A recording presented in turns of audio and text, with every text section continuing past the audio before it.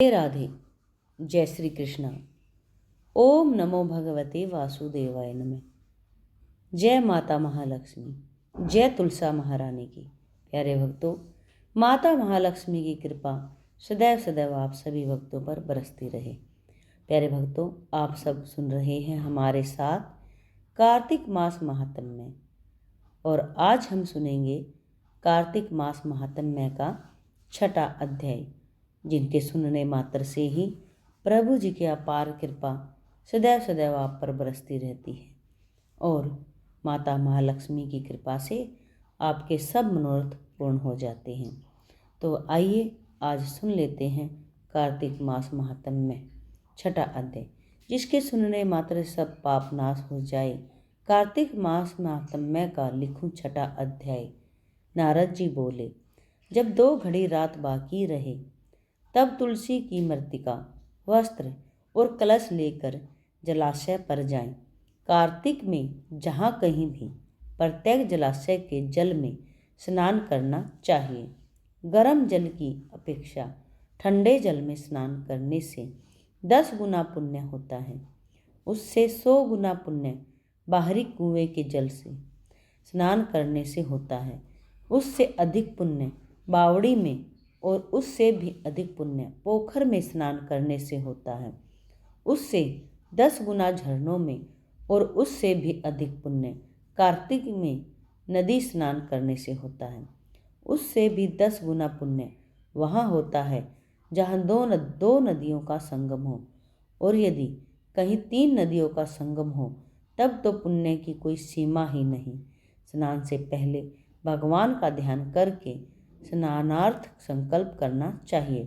फिर तीर्थ में उपस्थित देवताओं को कर्मश अर्घ, आचमनीय आदि देना चाहिए। अर्घ मंत्र इस प्रकार है। हे कमलनाथ, आपको नमस्कार है। हे जलसाई भगवान, आपको नमस्कार है, प्रणाम है। हे ऋषिकेश, आपको नमस्कार है। मेरे दिए अर्घ को आप ग्रहण करें। बैकुंठ, प्रयाग तथा बद्रिकाश्रम में जहाँ कहीं भगवान विष्णु गए वहाँ उन्होंने 3 प्रकार से अपना पांव रखा था। वहाँ पर ऋषि वेद यज्ञों सहित सभी देवता मेरी रक्षा करते रहे। हे जनार्दन, हे दामोदर, हे देवेश, आपको प्रसन्न करने हेतु मैं कार्तिक मास में विधि विधान से ब्रह्म मुहूर्त में स्नान कर रहा हूँ या कर रही हूँ। आपकी कृपा से मेरे सभी पापों का नाश हो। हे प्रभु, कार्तिक मास में व्रत तथा विधि पूर्वक स्नान करने वाला मैं अर्घ देता हूँ। आप राधिका सहित ग्रहण करें।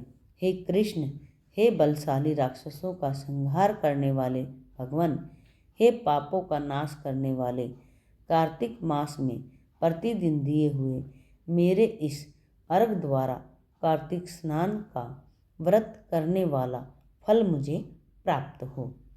तत्पश्चात विष्णु, शिव तथा सूर्य का ध्यान करके जल में प्रवेश कर नाभि के बराबर जल में खड़े होकर विधि पूर्वक स्नान करना चाहिए। गृहस्थी को तिल और आंवला का चूर्ण बनाकर लगाकर तथा विधवा स्त्री व यति को तुलसी की जड़ की मिट्टी लगाकर स्नान करना चाहिए। सप्तमी, अमावस्या, नवमी, त्रयोदशी, द्वितीया, दशमी आदि तिथियों को आंवला तथा तिल से स्नान करना वर्जित है। स्नान करते हुए निम्न शब्दों का उच्चारण करना चाहिए। जिस भक्ति भाव से भगवान ने देवताओं के कार्य के लिए 3 प्रकार का रूप धारण किया था, वही पापों को नाश करने वाला भगवान विष्णु अपनी कृपा से मुझे पवित्र बनाए। जो मनुष्य भगवान विष्णु की आज्ञा से कार्तिक व्रत करता है, उसकी इंद्रादि सभी देवता रक्षा करते हैं। इसीलिए वह मुझको पवित्र करें। बीजों, रहस्यों तथा यज्ञों सहित वेदों के मंत्र, कश्यप आदि ऋषि, इंद्रादि देवता मुझे पवित्र करें।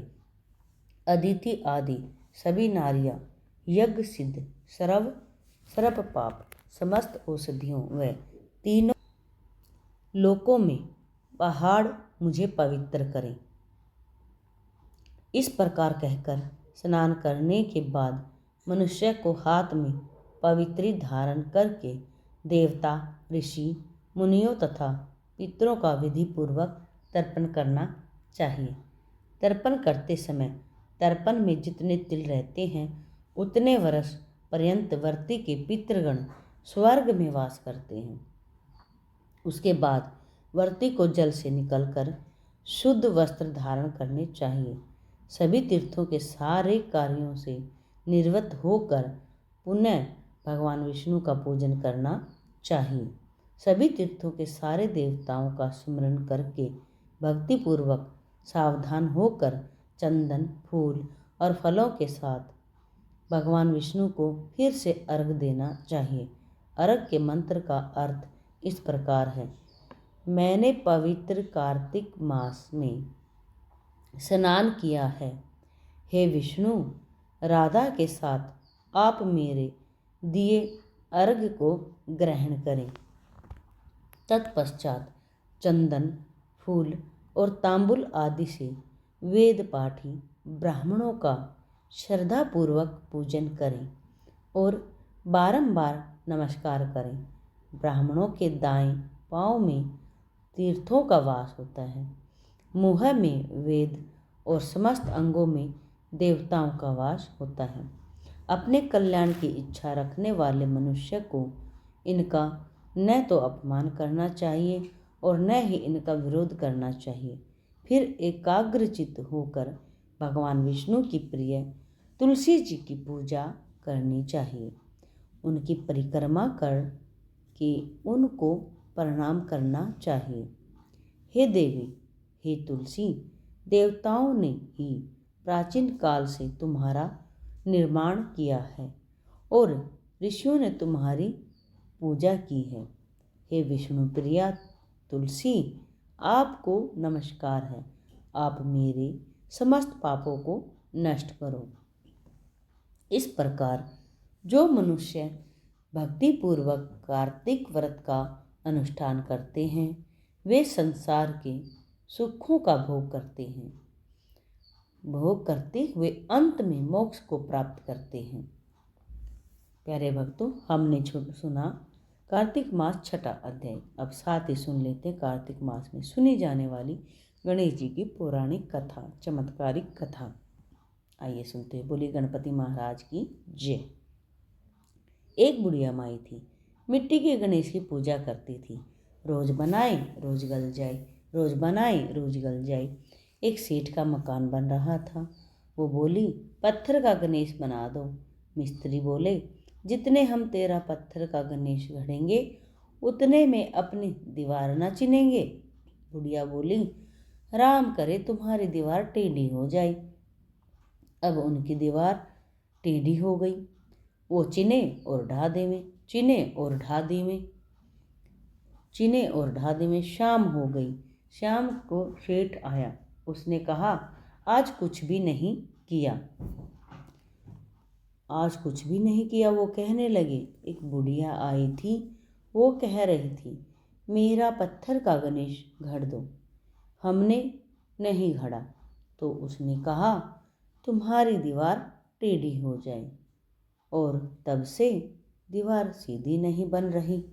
बनाते हैं और ढा देते हैं, बनाते हैं और ढा देते हैं। सेठ ने बुढ़िया को बुलवाया। बुढ़िया बुलाई। सेठ ने कहा, हम तेरा सोने का गणेश गढ़ देंगे, हमारी दीवार सीधी कर दो। सेठ ने बुढ़िया को सोने का गणेश गढ़ा दिया और सेठ की दीवार सीधी हो गई। जैसे सेठ की दीवार सीधी की, ऐसे ही सबकी करना। हे गणपति महाराज, सब पर अपनी दया करना। बोले गणपति महाराज की जय। हे गणपति महाराज, सब पर अपनी दया करना। वीडियो अगर अच्छा लगा हो, अध्याय आपको अच्छा लगा हो तो प्लीज़ चैनल को सब्सक्राइब करना बिल्कुल ना भूलें। घंटी के बटन के साथ चैनल को सब्सक्राइब करें और हर दिन अध्याय सुनें। जय गणपति महाराज की जय। गणपति गजानन गणेश की सबकी मनोकामना पूर्ण करना। बोलो गणपति महाराज की जय।